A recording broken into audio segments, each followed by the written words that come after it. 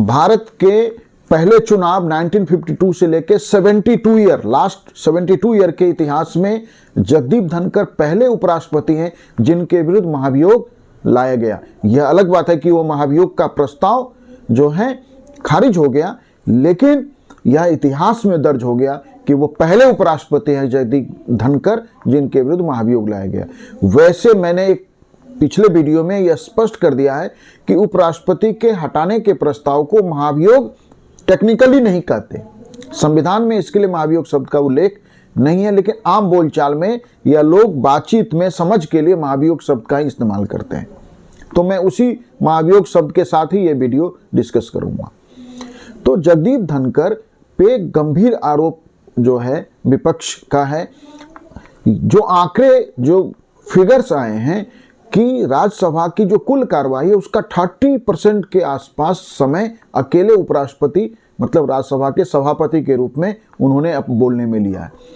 राज्यसभा का सभापति यदि वहां सदन के कुल कामकाज के घंटों का 30% अकेले बोल रहे तो इसका मतलब है कि वो संवैधानिक पद पे बैठ के अपनी सीमाओं का उल्लंघन करे। उनका काम सिर्फ जो है राज्यसभा का संचालन करना है। यदि आपने संचालन करने में 30% टाइम इस्तेमाल कर दिया तो इसका मतलब है कि सदन में चर्चा के लिए आपने समय बहुत कम उपलब्ध कराया।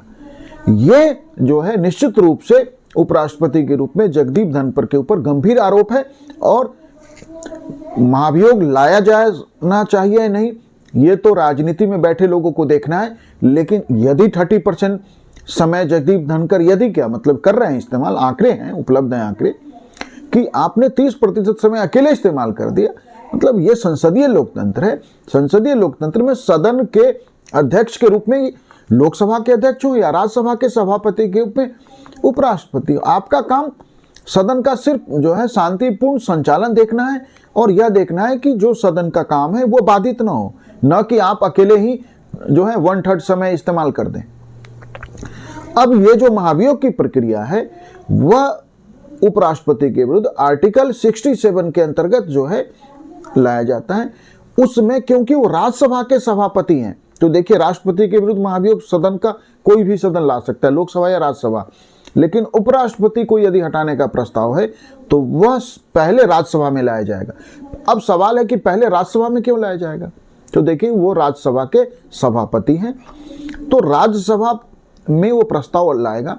प्रस्ताव लाने की प्रक्रिया वही है कि राज्यसभा का जो सदस्य संख्या है उसका जो है 1/4 सदस्य जो हैं वो 14 डेज पहले नोटिस देंगे उपराष्ट्रपति को और उस नोटिस के बाद फिर राज्यसभा में प्रस्ताव लाया जाएगा। वह प्रस्ताव राज्यसभा में बहुमत से पास होना है, मतलब कि राष्ट्रपति के विरुद्ध जो महाभियोग है वो 2/3 से पास होना है। यहाँ राज्यसभा में जो प्रस्ताव लाया जाएगा उपराष्ट्रपति के विरुद्ध वो सिर्फ बहुमत से पास होना है। बहुमत का मतलब होता है कि सदन में उपस्थित सदस्यों का 50% + 1। जब राज्यसभा प्रस्ताव पारित कर देगी और लोकसभा इस प्रस्ताव का समर्थन कर देती है तो उपराष्ट्रपति अपने पद से हट जाता है। वैसे पद पे रहते हुए जो है उपराष्ट्रपति की मृत्यु हुई है, लेकिन महाभियोग अभी तक जो है किसी उपराष्ट्रपति के विरुद्ध जो है नहीं लाया गया है। ये पहले उपराष्ट्रपति है और यह महाभियोग जो पहला लाया गया था अभी वह खारिज हो गया है। लेकिन जो मीडिया रिपोर्ट्स हैं कि विपक्ष शीतकालीन जो विंटर सेशन होगा या बजट सेशन उसमें फिर से उपराष्ट्रपति के विरुद्ध महाभियोग लाया जाएगा, तो इसका अर्थ है कि सदन में राज्यसभा के अंदर विपक्ष को उपराष्ट्रपति ने अपने कार्यशैली से, अपने काम करने के तरीके से काफी नाराज कर दिया या माहौल जो है वह संसदीय नहीं रहने दिया, लोकतांत्रिक नहीं रहने दिया। उपराष्ट्रपति को इस विषय में गंभीरता से सोचना चाहिए। Thank you.